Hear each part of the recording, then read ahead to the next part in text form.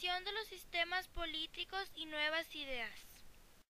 El absolutismo europeo y la reorganización administrativa de los imperios.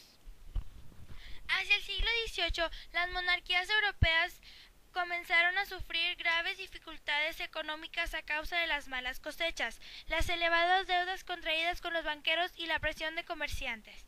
Para enfrentar esos problemas, los monarcas absolutos reorganizaron la administración del reino e implementaron políticas de expansión.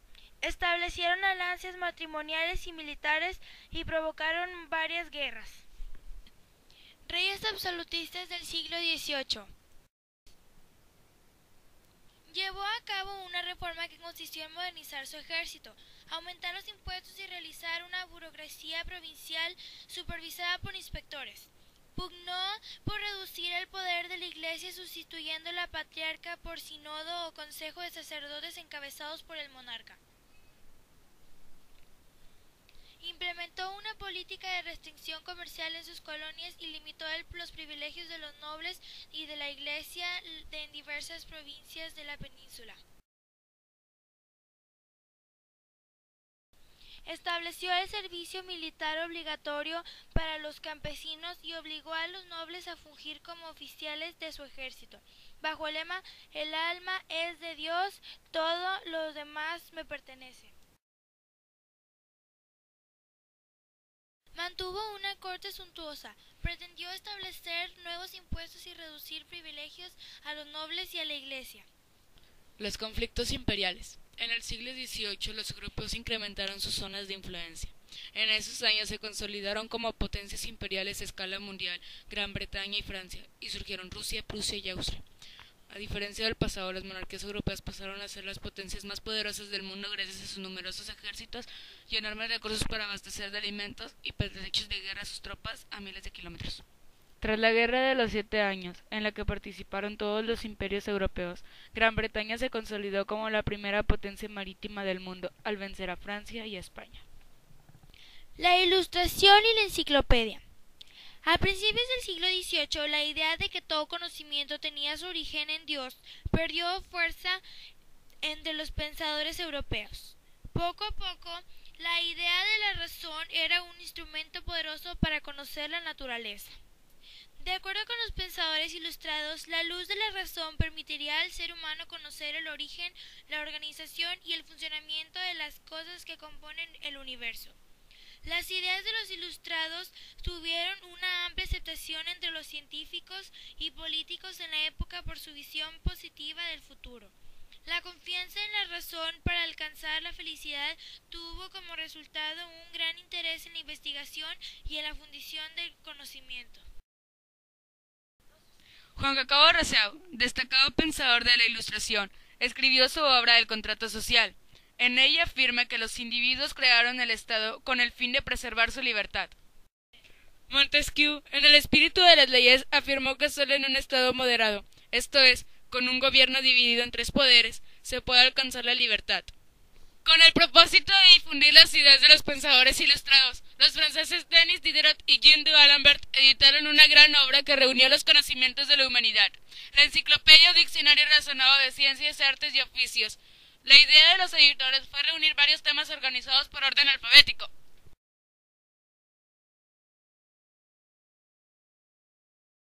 El despotismo ilustrado.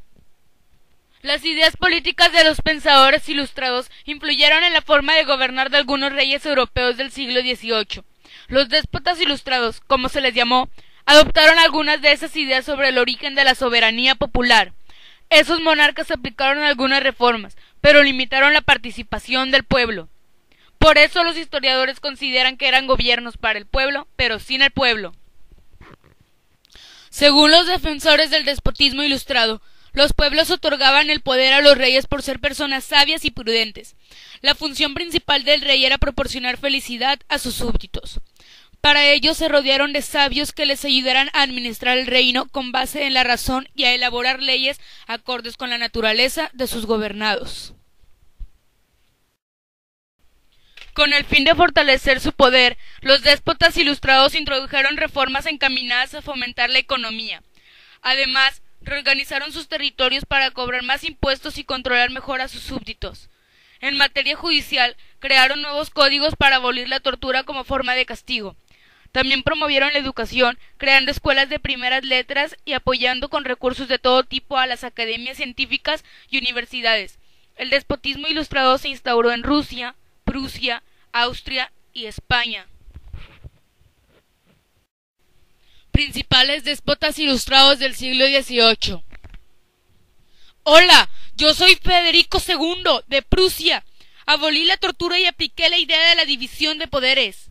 Di plena autonomía al poder judicial y suprimí la injerencia de la corona en la venta de cargos.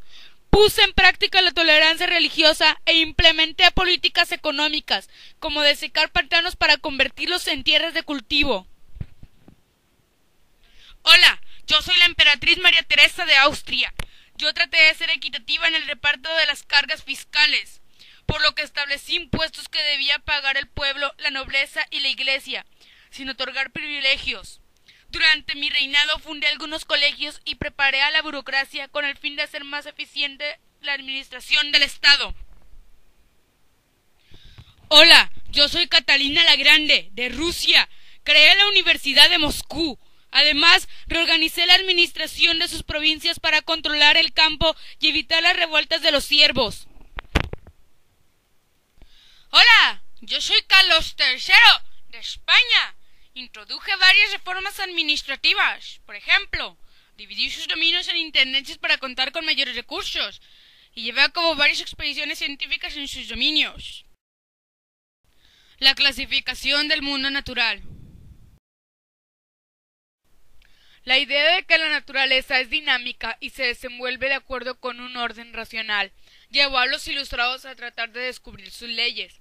Las investigaciones de Robert Hooke y Jan Swammerdam apoyaron esta idea cuando descubrieron con ayuda del microscopio que los tejidos de animales y plantas están compuestos por células.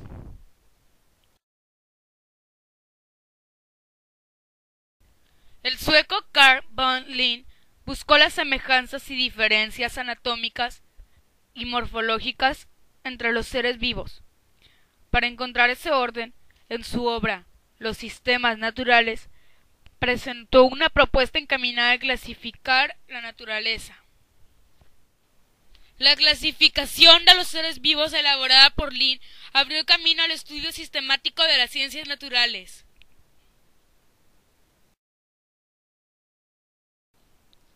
Las ideas ilustradas sobre América y las respuestas.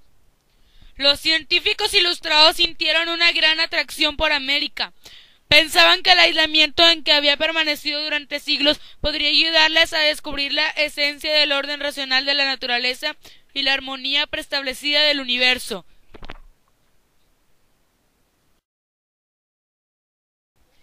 Durante el reinado de Carlos III, la corona española organizó varias expediciones con el fin de conocer las riquezas botánicas y mineras de Hispanoamérica para exportarlas. Uno de los grandes expedicionarios fue el sabio alemán Alexander von Humboldt. Sus viajes a Norteamérica, Nueva España y el sur de América a fines del siglo XVIII y principios del XIX le permitieron reunir una extensa información sobre la organización política, geográfica,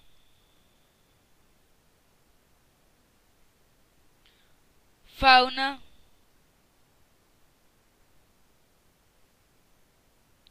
flora,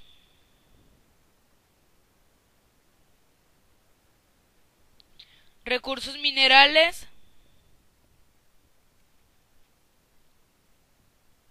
y humanos de América. Gracias por su atención.